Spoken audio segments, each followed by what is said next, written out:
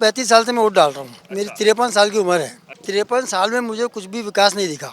Bharatiya Janata party जब से आई है 2003 से, उसके बाद सड़कें दिखी, रोड दिखा, कच्ची जो छतें थी लोगों की पक्की छतें हो गई। ये सिर्फ मुमकिन मोदी जी की गारंटी।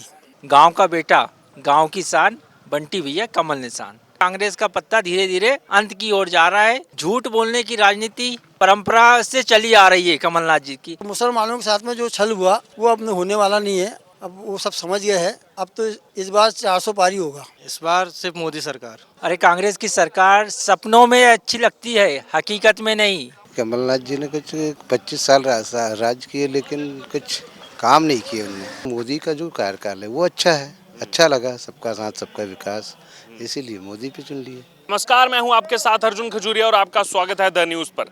तो लगातार छिंदवाड़ा से हम आपके तक कवरेज जो है पहुंचा रहे हैं, क्योंकि आपको बता दें कि मध्य प्रदेश की 29 लोकसभा सीटों में सबसे ज़्यादा हॉट सीट ये छिंदवाड़ा है और पहले चरण में ही यहां पर मतदान है। सभी पार्टियां ज़ोरों शोरों से प्रचार प्रसार इस समय यहां पर कर रही हैं, क्योंकि 44 साल से कमलनाथ का गढ़ रहा है। इसी बीच आइए बात करेंगे यहाँ पर लोग जो पहुँच रहे हैं अलग अलग रैलीज़ में, इन लोगों का क्या कहना है। सीधे तौर पर क्या लगता है, कमलनाथ का गढ़ जो है वो इस बार ढह पाएगा या फिर से और 5 साल के लिए जो है वो यहाँ की जनता कमलनाथ जी को आशीर्वाद देगी। सर, क्या नाम हुआ आपका? मोहम्मद मजहर खान। मोहम्मद मजहर खान, कहाँ के रहने वाले हैं? अर्जुनवाड़ी।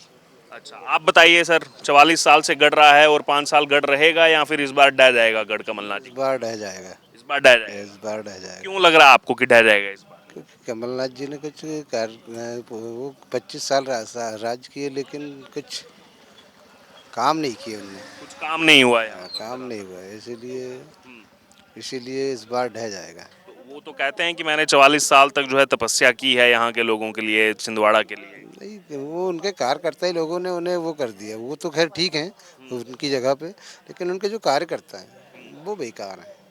और अभी उनके बेटे को आगे बढ़ा रहे हैं, नकुलनाथ फिर से चुनाव। कुलनाथ जी को आगे बढ़ा रहे हैं अभी, तो इसलिए क्या उनका कार्यकाल तो ठीक है, लेकिन उनकी जो नीचे के जो लोग हैं वो पूरी उसको राजनीति को खराब करके रखे। पूरी राजनीति को खराब। हाँ, उन लोगों ने ही खराब करके रखे। तो पहले आप देते थे, साथ उनका वोट देते थे? जी जी हाँ, उनको देते थे हम वोट।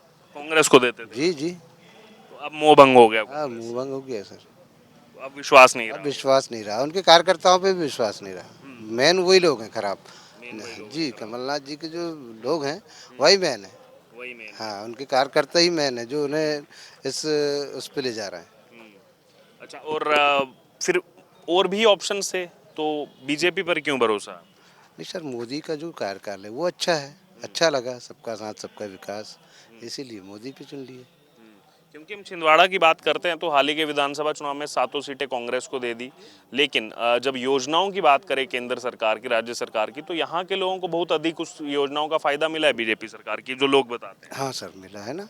जैसे लाडली बहन है शिवराज मामा की, बहुत से जो उनके काम है शिवराज मामा के, वो बहुत अच्छे लगे और जनता उसी से प्रभावित होकर मोदी जी के साथ है। मोदी जी के साथ। हाँ। मामा भी जब चुनाव हुआ था, हालांकि मुख्यमंत्री तो बदल गए, चुनाव जीतने के बाद सबसे पहले छिंदवाड़ा ही आए थे। जी जी जी।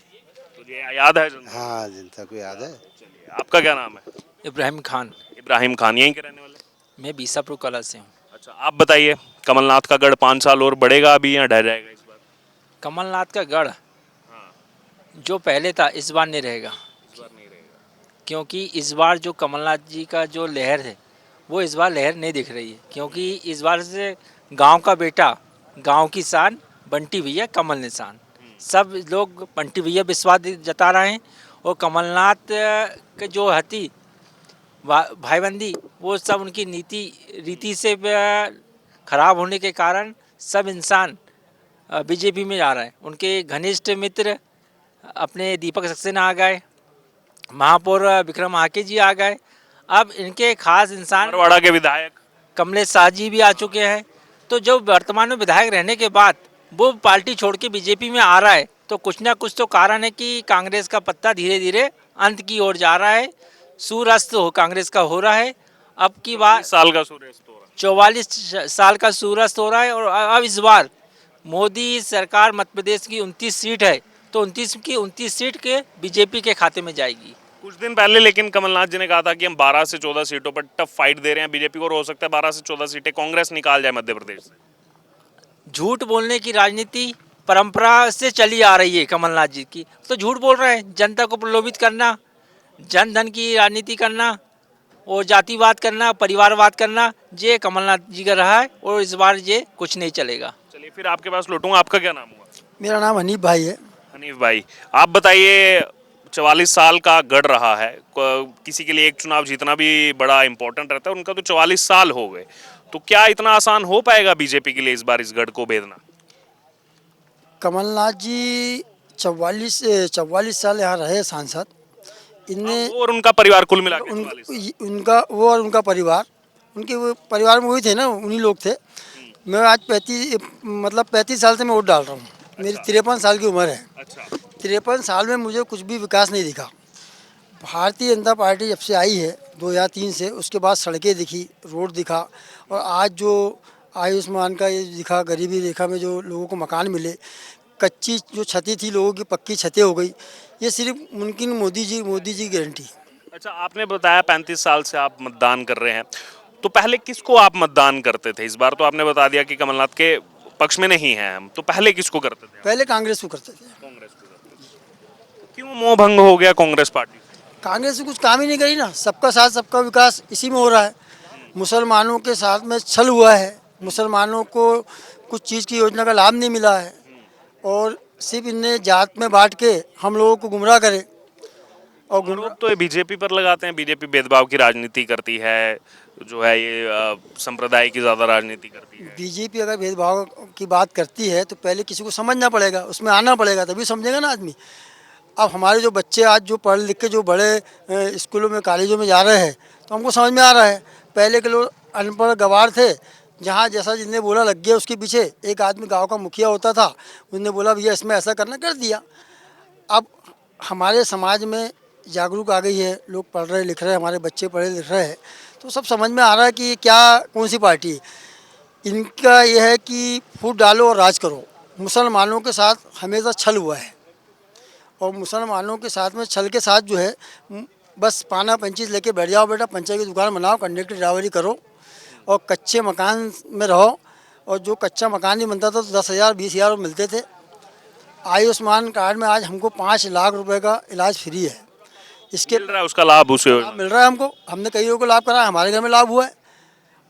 उसके पहले हमको हमारे को बताना पड़ता था भैया वो चलो आप नेताजी के पास हमको करा दो 50,000 का, तो पूरी चप्पल घिस जाती थी, मरीज खटिया से ऊपर चला जाता था, अब पैसा नहीं आता था। तो ये चीज़ें सब देखे हैं, और ये सब चीज़ें अब नहीं चलेगी। और मुसलमानों के साथ में बहुत छल किया गया है, मुसलमान बहुत पिछड़ गया था। मोदी जी के राज में जो है आज हर मुसलमान को मकान मिल रहा है, गरीबी रेखा से भी आवास योजना का लाभ मिल रहा है, जैसे आप बता रहे पहले। मिल रहा है। हमारे यहाँ पे भी हमारे उमराला के अंदर मुश्किल से 5 या 6 मकान कच्चे होंगे, बाकी टोटल पक्के मकान बने आवास से।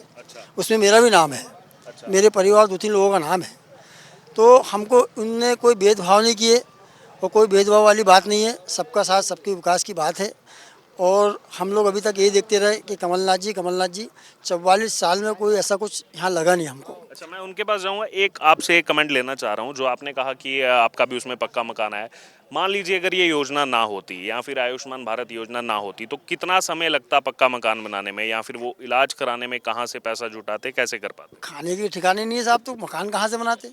हम लोग तो किराए के, हमको आज हमारे पिताजी को 80 साल हो गए यहाँ पे आए हुए। 80 साल हो गए, तो 80 साल मकान नहीं बना पाया हमने। तो हमको मोदी जी सरकार में कम से कम पक्का मकान तो मिल रहा है। 80 साल विपक्ष जो कहता है काम कुछ नहीं हुआ 10 साल में। विपक्ष क्या बताएगा? जो लोग अभी जो है छिंदवाड़ा जिले के लोग बताएंगे कि कितना गड्ढा था, कितनी सड़कें थी, रोड था नहीं था, सबको मालूम है। किसी को बताने की जरूरत नहीं है, ये कुछ छुपी बात नहीं है। सबको मालूम कितने गड्ढे थे। नागपुर से आते थे तो कितने, जब हम नागपुर से निकलते थे तो हमको मालूम पड़ जाता था कि भैया MP लग गया है। आज हमारे नागपुर को देख लो कि वहाँ पे आज रोडें बन गई, सड़कें बन गई। आज हमको गर्व होता है कि हम एक मुसलमान हैं, हम ताजबाग के बहुत मानने वाले भक्त हैं। जब हम ताजबाग गए तो कितने करोड़ रुपए गडकरी जी ने वहाँ दिया। आप वहाँ पता करो, नितिन गडकरी जी ने, तो आप पता करो कि ये पार्टी और पार्टी में कितना फ़र्क है। वो भी आज 30-35 साल से, ये 44 साल से। तो मुसलमानों के साथ में जो छल हुआ वो अब होने वाला नहीं है। अब वो सब समझ गए हैं। अब तो इस बार 400 पारी होगा। पा रही हो। अच्छा, आपका क्या नाम है? मेरा नाम नफीस शाह। आप कहाँ के रहने वाले हैं? मैं चिखली कला का। अच्छा, चिखली कला के। आप बताइए, आपको क्या लग रहा है माहौल इस इस बार सिर्फ मोदी सरकार। बार? गढ़ है कमलनाथ जी का, कह रहे 44 साल से तपस्या की है। कोई दिक्कत नहीं, तपस्या करते करते ही उनके दिन चले गए और वो भी चले जाएंगे इस बार तो। दिन चले गए, अभी दिन तो भी जीते लेकिन वो विधानसभा चुनाव। जीत गए, वो तो कोई एक लहर थी कि वो मुख्यमंत्री बनने वाले थे करके वो जीत गए वो लहर में। बाकी अब वो लहर नहीं रही। अब सबको मालूम है कि सरकार आएगी तो सिर्फ मोदी सरकार ही आएगी। 3 महीने में बदल गई लहर। 3 महीने में बदल गई उनकी लहर। अच्छा, उनके बेटे 5 साल तक सांसद रहे, नकुल नाथ, फिर से चुनावी मैदान में, उनका क्या परफॉर्मेंस रहा? एक बार लौट के नहीं देखे वो कभी। ऐसा सांसद हमें नहीं चाहिए कि जो हमें कभी लौट के नहीं देखने को ना मिले। वो आते हैं हवाई जहाज से आए अपने और चले गए।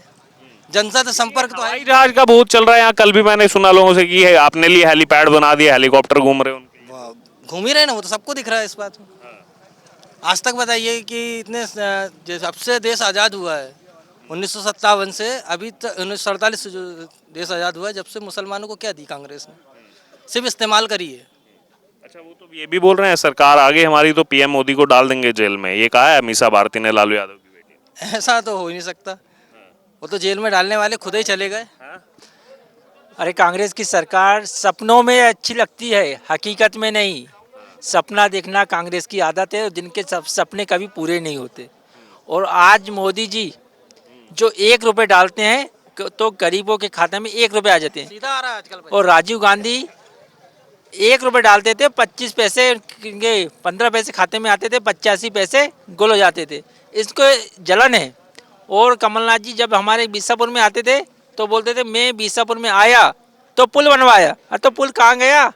तो वो मोदी अपने लाडले विधायक नाना मोड़ जी ने उससे बड़ा पुल बनाया और वो पुल क्षतिग्रस्त हो गया। अच्छा, आप बताइए, आपने कहा कांग्रेस सरकार नहीं आएगी, मान लीजिए अगर आ गई, और उन्होंने तो बोल दिया है पहले पीएम मोदी को डालेंगे फिर बाकी बीजेपी नेताओं को सलाखों में डालेंगे, उस पर क्या प्रतिक्रिया देंगे? अरे आएगी नहीं। पहली चीज़, कमलनाथ जी जो दावा कर रहे हैं कि 12-13 आएगी, वो भी नहीं आना है। क्योंकि ये सिर्फ इस बार चुनाव से पहले आम जनता को पता है कि मोदी जी की सरकार बनेगी, बाकी किसी की सरकार नहीं बनेगी। तो ये आपने मुस्लिम समाज के जो लोग हमारे साथ जुड़े थे, इनकी आपने राय सुनी। छिंदवाड़ा से क्या कहना है इनका, और ये भी इन्होंने बताया पहले जो है वो कमलनाथ के साथ थे, 35 साल से वोट दे रहे हैं, लेकिन परिवारवाद के भी जो लगातार आरोप लग रहे हैं यहाँ पर वो भी सब जानते हैं, और बाकी काम कितना हुआ है उसको लेकर भी इन्होंने अपनी राय रखी है। अब आपकी इस पूरी चर्चा से जो राय हो ज़रूर कमेंट बॉक्स में शेयर करें और देखते रहें द न्यूज़ पर। लोकसभा चुनाव 2024 जनता का सर्वे।